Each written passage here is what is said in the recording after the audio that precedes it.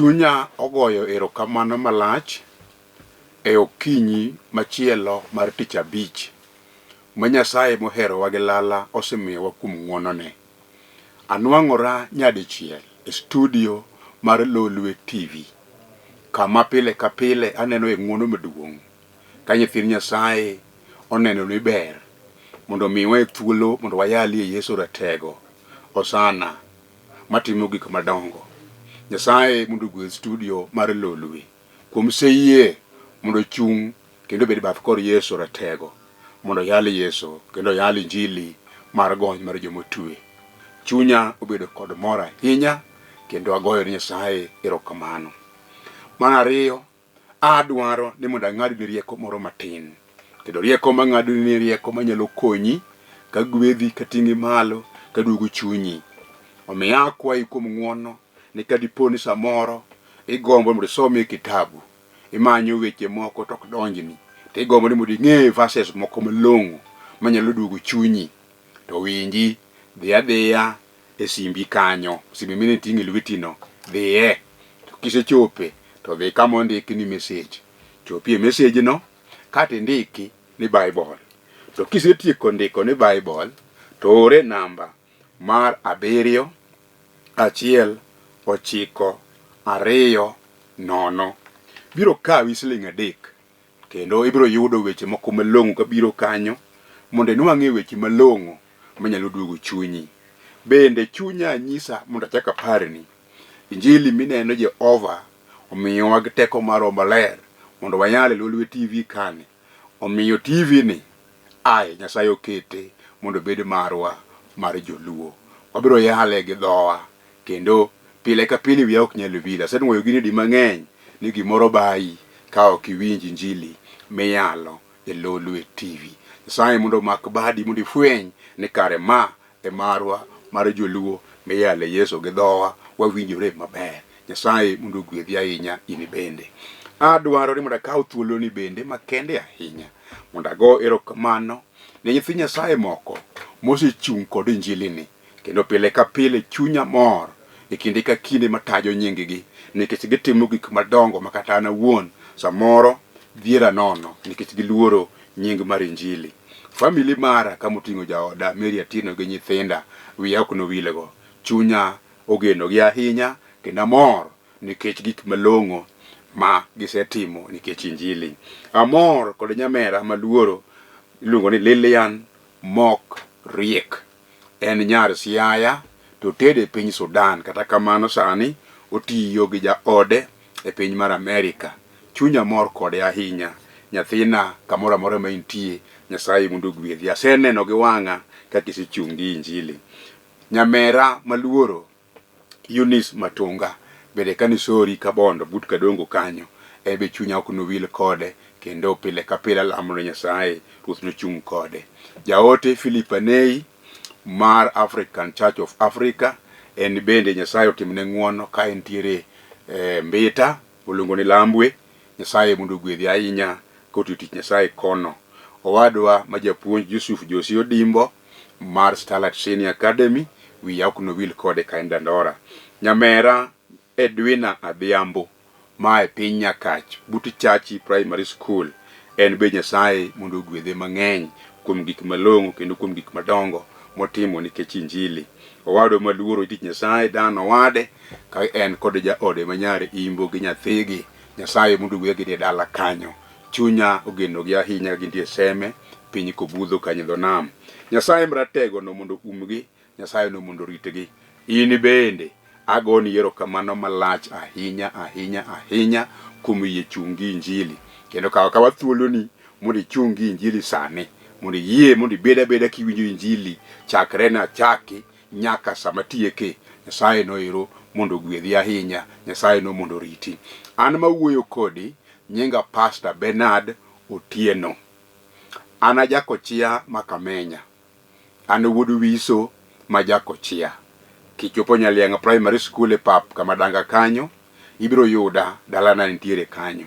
Nyasaye ma japar ji no para, kendo wiya ok nowil mokatimo nenda, ni Nyasaye notimo na ng'wono maduong' kane ok awinjora, kendo nomako bada kosiemo na weche moko malong'o monengo atim. Na yie nikech nochodha e buru kaseluar ka piny osewita ka jogweng' ganyuolana oseng'ado keta oko. Kawuono ayalo Yeso simba osana makayuda sipna mageno kod chunya mosetimona gik madongo. In bende akwayi kuom ng'wono kama intie ni mondo chik kiti budi winj wach mar Roho ma Nyasaye okelo kawuono. To kapok watimo mago duto, go chongi piny kama intiere. Mana kibolori kendo kiduokori piny mitimori nono, gaga chongi mondo walam Nyasaye. Wuonwa kendo Nyasachwa matimo duto kuom duto, osana ratego. Agoyo ni erokamano e okinyi masane. Imiyo odiochiengni mana kuom ng'wono. Ne ok wawinjore kage odiochieng' machal kod ma. Kata kama neno ni ber mondo wayude yaye Nyasaye, mondo wawinjore kodi e weche moko malong'o maduogo chuny. Erokamano kuom sechung' kodwa, erokamano kuom setelonwa, erokamano kuom sewayonwa richowa, erokamano kuom sepuodhowa Nyasaye. Ne weche malong'o miikonwa sani. Nyasach polo, mi nyithindi kod an kanyakla chuny mar mako kendo mar rito kendo mar bedo gi chir mar kawo gi keni miikonwa. Iwacho ni piny ruoth polo ikawo gi roteke. We jogi biro teke mondo kawe sani. Kimiyo gik ma onge to betie, tikelo kwe ma piny ok nyal chiwo. Wane teko ni mag'ongo miwaro godo nyithindi, michango godo nyithindi, migwedho godo nyithindi, miting'o godo malo, migolo kethruok mar pinyni, tigo kodgi e ber mar Roho mari okelo mar polo. Ng'wono ni mondo umwar yate weche duto. Alamo kawuono gokinyi Nyasaye, ayie timo gik madongo. Medi kuom ng'wono Jehova. Ok achuno kuom gik madongo makelo nyimi gokinyi mondo timnwagi. To wasayo ridwaro ni mondo timre kuom yie e nying Yesu Kristo ma Jawar. Amen. Nyasaye mondo gwedhi ahinya mamana kata babana kata nyamera kama intie. Ok ang'eyo kama inenae. To Nyasaye mondo gwedhi kichungo malo kama igoye chongi piny. Te wach ni amen. Mondo Nyasach polo kod piny ochung' kodi. Adwa somo wach mondiki e kitabu mar Roho ma Nyasaye olorona, ma wayude kitabu mar Johana 5 matindo 10, 11 kod 12. Wacho niya: mano omiyo jodong jo-Yahudi nowacho ne ng'at mane osechangino niya, chikwa ok oyie mondo iting' pieni kamano. To ng'atno nodwoke ni, jal manende ochanga ema nowachona mondo ating' piena awuothi. Eka nowacho ni mondo ating' piena awuothi, to ng'at mane ochangino ne ok ang'eyo nying ng'at mane ochanga. Nimar Yesu noseya nikech ji ne thoth kanyo ahinya. Chunya ma iye ma joka kora agoyo godo erokamano malach. Aseneno kod wang'a gik madongo ma Jehova Nyasaye osetimo. Achung' e nyim loch mondo aland wach maber ne piny ka polo bedo joneno ni kare en adiera Jehova Nyasaye to timo. Kawuono Roho mar Nyasaye olor kod wach maduong'. Kendo wach makelo ni e okinyi masani wacho niya, Jal Manochanga Emowacho. Adwani mondo in bende wachi ni Jal Manochangi Emowacho. Mano e thuon wach ma Jehova olor godo kokelo kuom teko maduong' mar Roho Maler mondo wawinjre okinyi masani. Nikech ang'o? Nyasaye owuoyo, ji mathoth bende osewuoyo. Waseneno josiasa kanie kor pap wuoyo, wechego moro jomoko, kendo wechego jok ma support gi moro gi aduwa. Waseneno jotelo mag sirikal bende kochung' oko ka DC nigi nyaruga mamare, korwako gute mar pete moleng'ore, kendo bedo wacho weche madongo ma sirikal okone mondo bi owachi. Jomoko ma wechego chwanyo ok winj maber, ji tetni e nyim DC sama wuoyo. Waseneno kata mana chiefe makoro gweng'wa ka wuoyo, kendo weche madongo mag sirikal mokelo negi magiwacho ne ji. Jomoko gwe tik ni mano to nyalo konyo gweng'wa ka. Moko bende wacho ridore manade yae, dakno wache maber. Mano ji wuoyo. Samoro dala ukanyo, wuoru kata kwaru kata mamau be nyalo chung' e dhorangae, kata kochung' e dhode, kong'iyo nyithinde mwalo, kata kong'iyo oganda magiluoro kama gidakie. Gini bende giwuoyo. Samoro teri kata mabor, ibi nyalo wuoyo kire weche moko minyalo wacho kendo kata kichung kar kendi kata ka ji nitie kata ka bura olosi kata ka nitie nyasi moro ma ji nitie ibi nyalo bukori mondo iwuok ng'ado rieko samoro ng'ado rieko maber ma ji pamo nikech ang'o wach no wuok kuom ng'ama malong'o samoro be nyalo wacho wach moro ma ng'ama dewi onge ma ji kweri ni onge ling iwinjo mago te gin wuoyo to wach madwa wacho ni sani ni mar be kora wacho ni mae to wach migeno kendo en wach makelo ngima ne jok madwaro en sigana manotimore lela chieng' moro jatuo mosebedo piny higni mathoth 38 en idho yawo kanyo ogombo ni mondo chik otimrene nikech chik wacho ni e pigno jal mokwongo donje samotugore to tuo moro amora ma en go ichange kendo ji mang'eny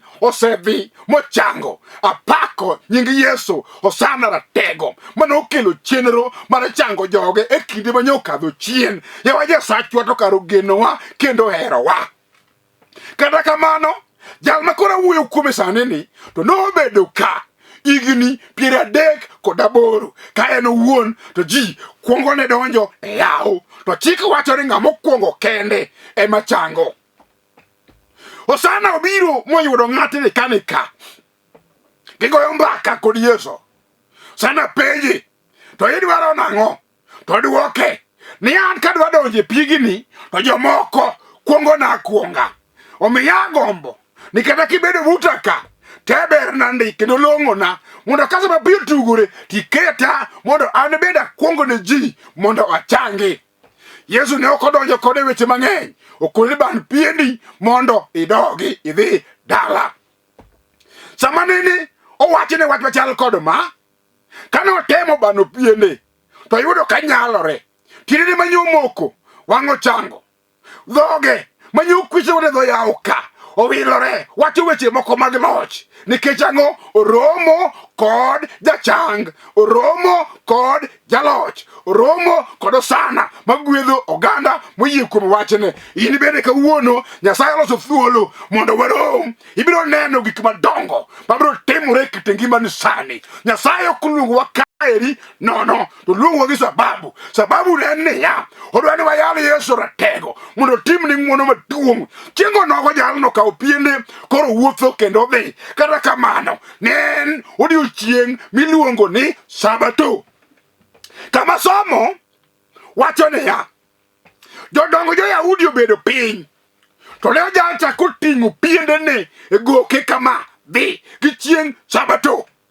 wang' gidhi giluge kama ma gigeng'e gikonto be ang'o ma itimoni bing'e ni piny ma wantiere ni waluoro chike manoketnwa kawuono en Sabato ma ok onego ng'ato oa ni oting'o gire moro kata tiyo tich moro dhigo jalni ng'iyo jogi to konegi niya uwinjo jokama wacho to wacho na adiera kawuono en Sabato ok owinjore ating' piena to pare uru niya asebet ka an puth higni modhuro 38 to jal moro changa ene mowacho na ni mondo ating' piendena mondo adhiyo iwinjo jogo penje niya to jal mochangino en ng'a to jalno wacho nooyo ji ng'eny ka ok ang'eyo ni to en ng'a to an wacho achiel kende mang'eyo yande an puth yande ok anyal yande atuo nasebedo piny kagombo ni mondo achangi to notamore to jal moro biro yawo kanyo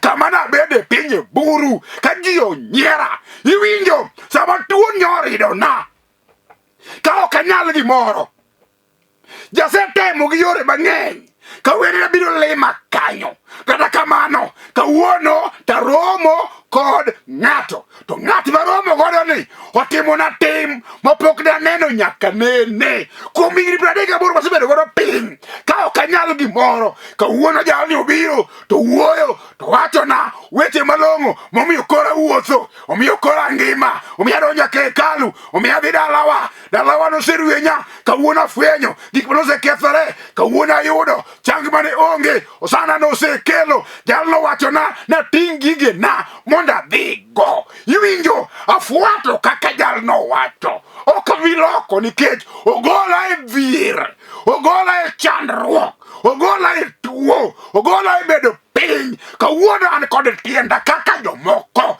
Kawuono angima, anyalo wuotho kaka jomoko wuotho. Anyalo donjo e hekalu kaka jomoko bende donjo. Anyalo dhi e tije nan bende kaka jomoko bende dhi e tijegi. Nikech ang'o? Jal moro obiro to wachona weche malong'o momiyo chunya oduogo. Ae jalno to kowuoyo na jodalawa kata ka ukwera na wek ting'o piedena abiro ting'a ting'a nikech en emowachona. Jal Manochanga emowachona ni mondo ating' piendena mondo adhiyo. Apenji mamana kawa intiere no. Iwinjo?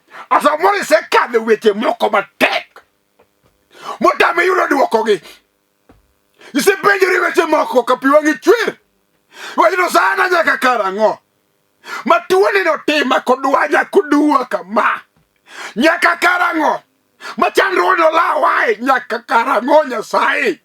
Pi wang'i mol pile. Nyaka karang'o ma dalana nobedie koriere? Nyaka karang'o ma oda kata kenyna ma jaoda nowinja kendo nofwenye ni an chiegi? Nyaka karang'o ma jaduong' nong'eye ni an nyathine? Nyaka karang'o ma dala ka nong'e ni an bende an nyathi e dalani? Samoro jaduong' ini ma piny omaki, piny odianyi, piny odhieri, higni mang'eny, ichoko koni to kere akeya.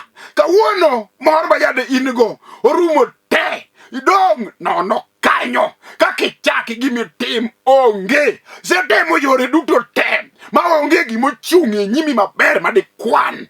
Iwinjo? Osana akelo Yeso ratego manyalo loko hali ma intie. Iwinja juoga orem, jorjeko go orem, ere jal moko rem, en jal matimo neno kuome. Jaduong' jawacho ni Jal Manochanga emowacho na ting' piena mondo adhiyo. Kawuono in bende awacho ni akelo Yeso ma kowuoyo onge jal manyalo tamore. Kowacho sani mamana ni dak e dalano kod kwe, en ng'a maditamre? Kowacho sani ni chango iya Kenyatta Hospital misebedi kuom higni mang'eny. Kowacho sani en ng'a manyalo tamore? Jogi jotelo mag sirikal, mag jo-Yahudi morito Sabato, jodongo madongo morito chike madongo mag Sabato otemo riwo e nyim Injili kagiwacho niya ok onego iting' pieni chieng' Sabato. To jalno oduoko ni winjo uwacho kare. To ndalo ma jalo dho yawo donge nyo unena dak ne uchanga. Ndalo ma jalo dho yawo donge nyo unena dak ne ugola mondo abed thuolo kaka jalni koro osegola ni abiro ting'o piena kata idagi kata iyie. Mano miwacho ni sani osano chamo dolari kod ng'ong'o sani. Owacho weche moko malong'o mag gweth. Owacho niya nyithinde ma nyuologo te onge ma wiye nokethre. Giduto te idwa gwedhegi sani. Kata anyuola nodhi ka juoke moramo chwado lwetgi ni gima long'o ok noyudi e nying Yeso. Jal mokelo chang iluongo ni Yeso. Sama wuoyo en ng'a manyalo tamore? Kata bende anyuola nogoyo mbaka mowacho niya e dala mar jokang'ane ka wabiro lude dek, biro lokore gunda, gima long'o ok nobetie. Iwinjo? Mano gini mane giwuoyo sama niromo kod Osana gokinyi ma sama ikori nena e sani ni. Awacho ni niya ibiro ting'o piendeni te kidhi godo nikech ang'o? Osana owacho chandruoge biro a, thagruok biro a, tuoche biro a, kuong'o mag anyuola biro a, gimoro amora matek biro a, jochiende maluwo bang' ji boma kama ji odakie biro a. Nikech ang'o? Jal Manochanga emowachona ni mondo adhiyo. En ng'a machangi sani? Iwinja? En ng'a machangi sani? Adwa duokri niya en Yeso manyoromo koda. En emowachona dalana igwedho. En emowachona tija igwedho. En emowachona achanga nying Yeso. En emowachona itinga malo. En emowachona ni mondo atim gik matimogi anatim nende kata piny odagi, anating nyinge malo, kata piny odagi, ma thuolo mamana, minyalo make e TV no sani, miwache no sana, an be atimo nene lela. Iwinjo, jaduong', mae sa, miwache ne yaki gochonge piny kiramo, ni an bende timo na, Jal Manochanga, Jal Manyogwedha, Jal Manyoting'a malo, emowacho na ni monda wuogi. Iwinjo jochien moseketho miere, iwinjo jachien moseketho yawuot ji, kawuono jachien, wekri iwe nyima kod weche moko morem, nikech ang'o? Osana emanyo omako bada kowachona niya, aye kethruok mar piny mnadonje warruok maka Jehova mamiyo ng'ato geno, kata koro riwe nyima ok na yieni, nikech Osana osewuoyo, owachona niya, akaw piendena mondo adhi dala, nakayudie ng'ato matimene Jehova sani e okinyini kowacho niya, an bende akaw piendena adhi dala, nikech Yesu emowacho kadiselewe boma higni mang'eny, kawuono aluongi e jalo moro nitie Osana mang'eyo manyaduoki dala kata osekethore, kawuono aluongi injire jal moro manyalo loso, ene ma kowuoyo to onge jal manyalo ketho. Sama owacho gimoro to gik madongo biro timore, aluoro nyinge, abedo janeno ndalo manotimona, kawuono abiro rapo kodi gweth maka Jehova chung' motegno mondo iwache niya, an bende Jal Manochanga emowacho na ni mondo adhi dala, Osana biro timoni ono. Gima tamo Nyasaye onge, gima tamo Nyasaye onge, pok oyudi bende ok bi yudi, dalani ok notame gwedho, tiji ok notame rito, nyithini biro chiemo, iwinjo odino ok nokethre, chenro magi ok nogore piny, gima tame onge. Kawuono kaminenae akia chandruok ma in go, to winji wach mama ikweno Osana loko okele kwe sani, kendo wacho niya, joma yande temo ni mondo kwe okethre, timnegi neno ni Jal manyokelo na kwe emanyokona ni mondo atim neno ni musalaba kama entiere cha emotime gik madongo. Kawuono e nying Yesu ratego, e nying Osana man kod teko, man kod nyalo, wanwang'o freedom mondo wakone Yesu niya, erokamano Nyasache polo kuom sechungo kodwa. Jasigu oselo, jasigu oselo, jachien marach manyotamo nyaka nyiri ni ok nyal nwang'o nyithindo matin makeny manochak maber kethre.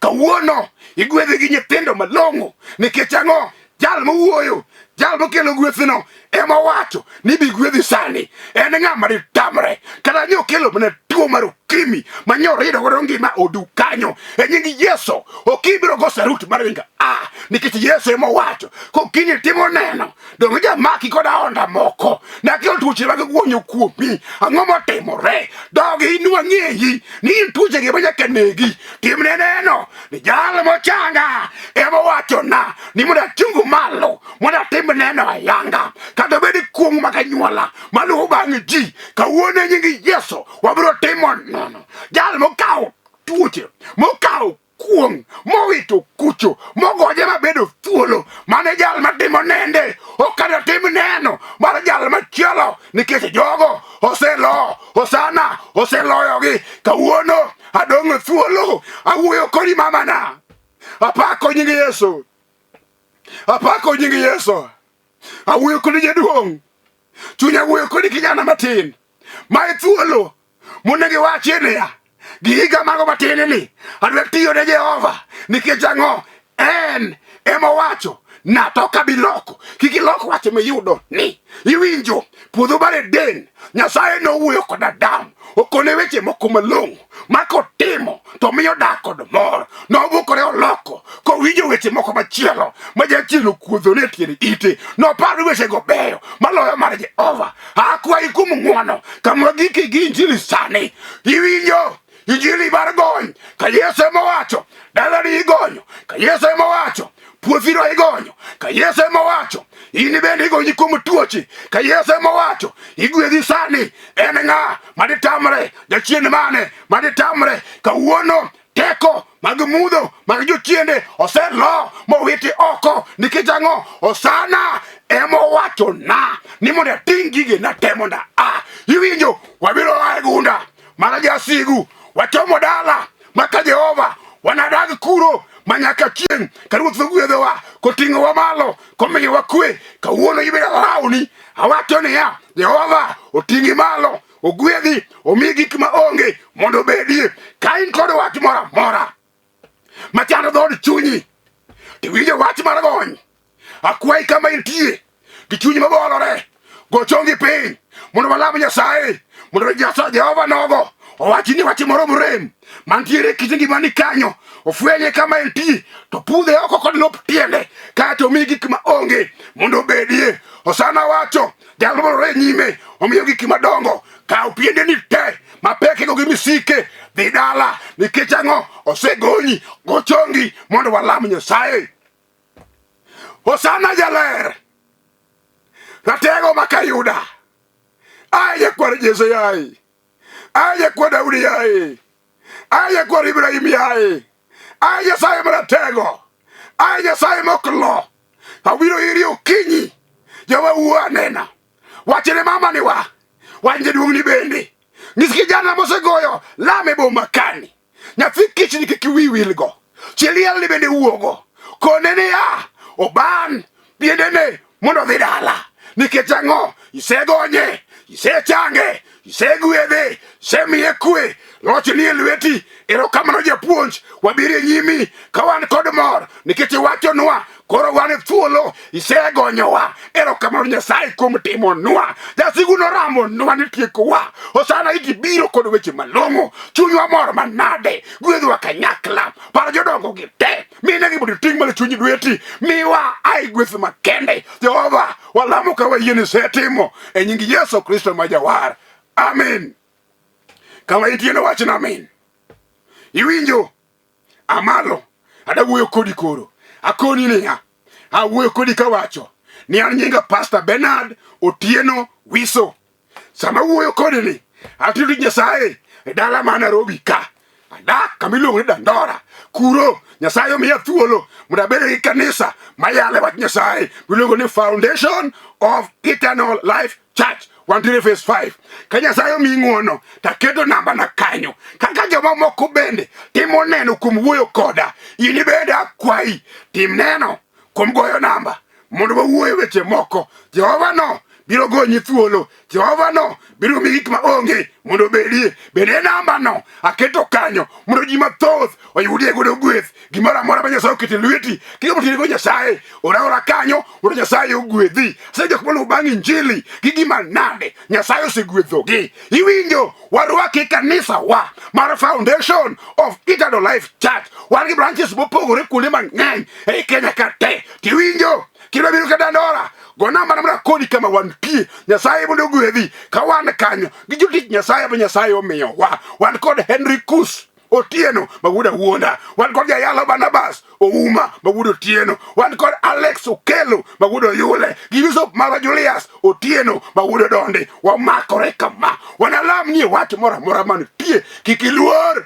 tine Jehova tine Nyasaye go namba no wache weche moko Nyasaye biro ting'i malo. Nyasaye mondo ogwedhi to gimiyudo nogo no iwinjo or ka in kod yie Jehova noting'i malo kendo nogwedhi ahinya. Kamano e lamoni to Nyasaye mondo chung' kodi kendo menyni kendo wachni wach maduong' ni Jal Manochanga Emokona ni mondo ating' piendena mondo adhiyo. Onge ng'ama nochriwi e nyimi nikech mach maweng'o mar gony osetelo e nyimi. Nyasaye mondo ogwedhi ahinya. Amen.